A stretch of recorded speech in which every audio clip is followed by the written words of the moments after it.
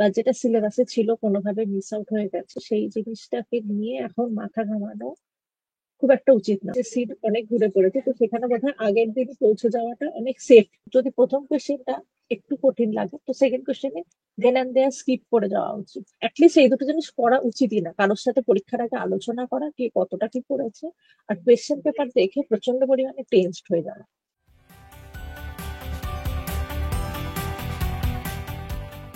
নমস্কার। এই সময় অনলাইনে বিশেষ নিবেদন টার্গেট সিভিল সার্ভিসের আরো একটি পর্বে আপনাদের স্বাগত।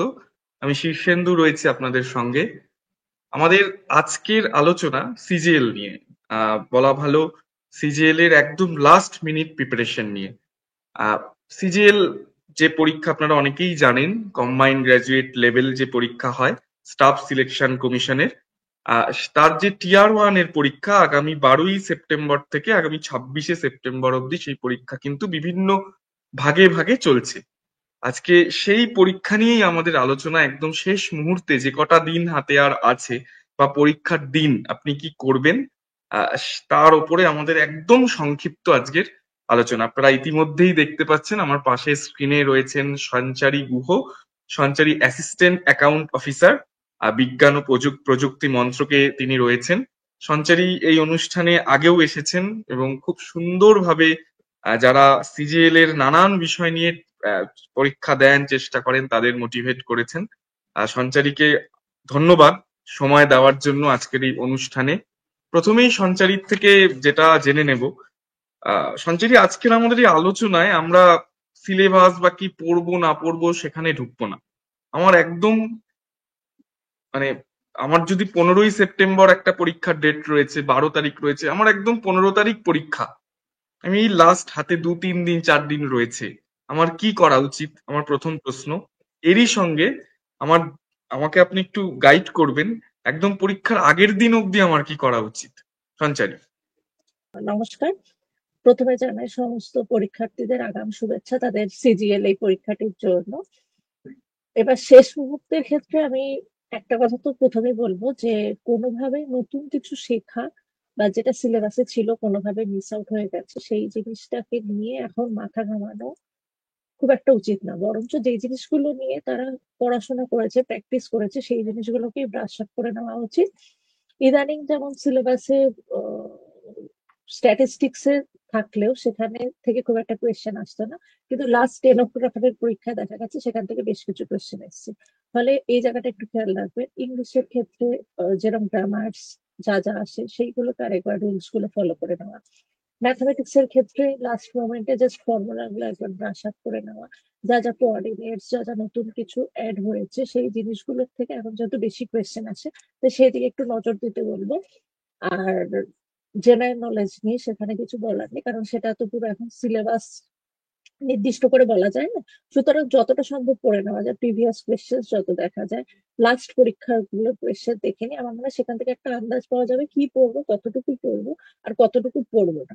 এখানে সবচেয়ে জরুরি হচ্ছে যে কি পড়বো না সেটাকে যদি আমরা আলাদা করে ফেলতে পারি, তাহলে কি পড়বো বা কতটা কি দেখতে হবে লাস্ট মোমেন্টে, সেটা মনে হয় খুব ভালো হবে।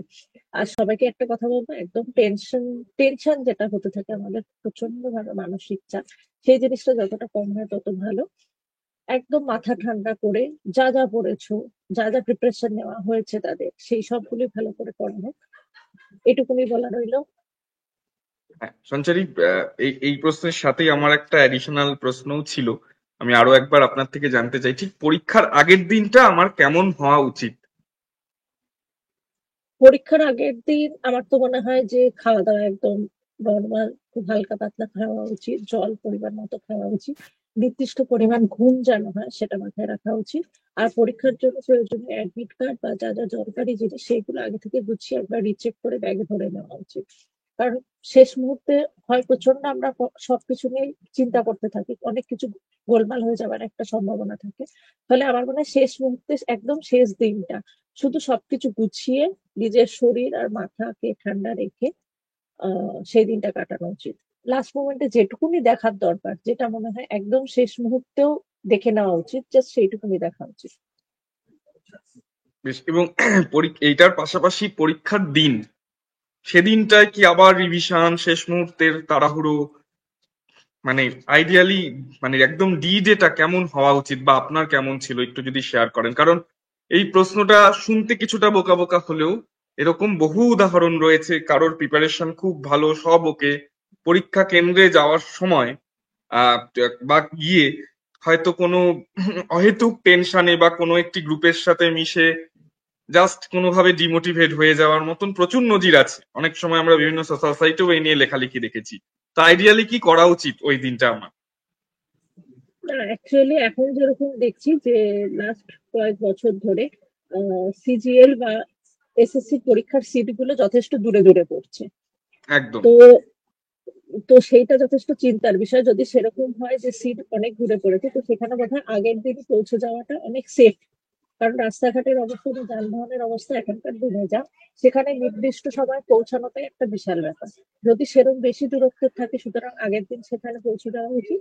আর যদি দিনের দিন পৌঁছাতে হয়, হাতে যথেষ্ট সময় রেখে এগোনো উচিত। আর গিয়ে আমার মনে হয় কারোর সাথে সিলেবাস সংক্রান্ত বা পরীক্ষা সংক্রান্ত আলোচনা না করাই ভালো। কারণ সে ধরুন একটা কিছুর কথা বললো, আপনার সেই মুহূর্তে মনে হলো আপনি সেটা দেখে আসেননি বা পড়ে আসেননি। ফলে সেই মুহূর্তে সেটা একটা মানসিক চাপের সৃষ্টি করে। সবসময় নিজের উপরেই আত্মবিশ্বাস রাখা উচিত। যা পড়েছেন, যা শিখেছেন, যা প্র্যাকটিস করেছেন, সেটা আপনার জন্য না। অন্য কি করেছে কি না করেছে সেই নিয়ে তুলনা করে নিজের মানসিক চাপ বাড়িয়ে নিজের পরীক্ষা খারাপ করার কোনো মানে হয় না। বেশ। সঞ্চরি, 4টে বিষয়ের ওপরে 200 নম্বরের পরীক্ষা। আহ আমাদের, আপনি যদি একটু গাইড করেন যে এই শেষ মুহূর্ত বা শেষ কয়েকটা দিন, যে কদিন হাতে রয়েছে, কারোর হয়তো 3 দিন, কারোর হয়তো আর 6 দিন, আমি শেষ কয়েকটা দিন কিভাবে প্র্যাকটিস করব বা কি পড়বো, মানে আমার মানে কি প্র্যাকটিস, এ কদিন একটা ভালো অভ্যাস কি গড়ে তোলা উচিত এই কয়েকটা দিনের জন্য শুধু? আমার যেটা মনে হয়, পরীক্ষার্থীরা যারা প্র্যাকটিস এবং পড়াশোনার মধ্যে রয়েছেন, তারা নিজেদের স্ট্রেংথ অ্যান্ড উইকনেস জানে। আমার মনে হয় তাদের যা স্ট্রেংথ, সেটার পেছনে হয়তো খুব বেশি সময় লাগবে না। ফলে দিনের সময়টাকে একটা রুটিনের মধ্যে ভাগ করে ফেলা উচিত। তো যেই সময়টা স্ট্রেংথ, তাদের যেই সাবজেক্ট গুলোকে সেগুলোকে ব্রাশ আপ করা উচিত, আর যেগুলো উইকনেস সেটা যতদূর সম্ভব কভার আপ করার চেষ্টা করা উচিত। আমার মনে হয় শেষ মুহূর্তে এর থেকে বেশি কোনো কিছু মাথায় ঢোকানো উচিত নয়। জাস্ট একটা রুটিন বানিয়ে নিন এবং নিজের সুবিধা মতো রুটিন বানিয়ে নিন।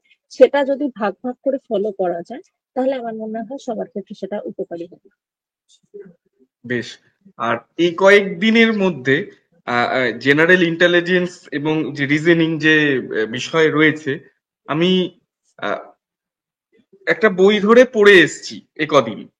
আমার কি শেষ মুহূর্তে কোনো ভিডিও দেখে বা কোনো অন্য কোনো কারোর মাধ্যমে শুনে নতুন করে কিছু পড়াশুনোর দরকার আছে, না আমার যেটুকুনি পড়া হয়ে গিয়েছে সেটাই আরো বেশি করে রিভিশনের প্রয়োজন? কি করা উচিত? না, আমার মনে হয় যে নতুন করে কিছু শেখাটা অনেকটা মানসিক চাপ সৃষ্টি করবে। কারণ নতুন কিছু শিখতে গেলে সেটা যদি আমি যথার্থভাবে শিখে উঠতে না পারি, তাহলে সেটা আমার মধ্যে একটা মানসিক চাপ সৃষ্টি করবে। সুতরাং এতদিন যা যা করা হয়েছে, যা যা প্র্যাকটিস করা হয়েছে, আমার মনে হয় সেইটাই আবার ভাবে প্র্যাকটিস করা উচিত। নতুন কিছু শেখার দিকে এই মুহূর্তে, শেষ মুহূর্তে না যাওয়াই ভালো। বেশ। আমার একদম শেষ প্রশ্ন, সময় হাতে 60 মিনিট, কিভাবে টাইম ম্যানেজমেন্ট করব? টাইম ম্যানেজমেন্টটা তো এ ধরনের পরীক্ষায় ভীষণ একটা বিষয়, মানে খুব গুরুত্বপূর্ণ বিষয়। আমি প্রথমে জানবো আপনি কিভাবে টাইম ম্যানেজমেন্ট করেছিলেন এবং কি ভুল করেছিলেন, এবং সেখান থেকে দাঁড়িয়ে এখন কি গাইড করবেন? না, আমি আমি তো পরীক্ষা দিয়েছি বেশ কয়েক বছর আগে। তো কিন্তু সেই সময়েও ব্যাপারটা ছিল 200 নাম্বারের পরীক্ষা ছিল এবং হাতে 2 ঘন্টা সময় থাকতো। ফলে আমরা নিজেদের মতো করে 40-40-80, তারপরে হচ্ছে 20-20 ধরে নিতাম। 120 মিনিট আমি এভাবে ভাগ করেছি। 40-40 হুম। মিনিট রাখতাম ম্যাথস আর রিজনিং এর জন্য, আর হুম। 20-20 মিনিট রাখতাম ইংলিশ আর রিজনিং এর জন্য, ইংলিশ আর হুম। জেনারেল নলেজের জন্য। তো এই ক্ষেত্রে বলবো এই সময়টাকে জাস্ট হাফ করে দিন। কারণ ইংলিশে যা থাকবে শুধু জাস্ট আমাকে দেখে নিয়ে আনসার করতে হবে। সেখানে কোনো লজিকের ব্যাপার থাকবে না বা গ্রামারের যা ব্যাপার থাকবে, তো তার জন্য আমার মনে হয় 10 মিনিট এনা। আবার জেনারেল নলেজের জন্য যে কোশ্চেনটা রয়েছে, সেখানে আমার মনে হয় শুধু কোয়েশ্চেন দেখে শুধু আমাকে আনসার করতে হবে, তো সেখানেও 10 মিনিট। 10-10 মিনিট 20 মিনিট হয়ে গেল, বাকি সময়টা দুটোর মধ্যে যদি ভাগ করে নেওয়া যায়, মোটামুটি এটা আমি রাফলি ভাগ করে নেওয়ার কথা বলছি। এবার হতেই পারে ইংলিশটা তার 10 মিনিটের জায়গায় 5 মিনিট বা 7 মিনিট হয়ে যাবে, তখন এক্সট্রা টাইমটা সে তার অন্য সাবজেক্টের দিকে দিতে পারবে। হুম, বেশ।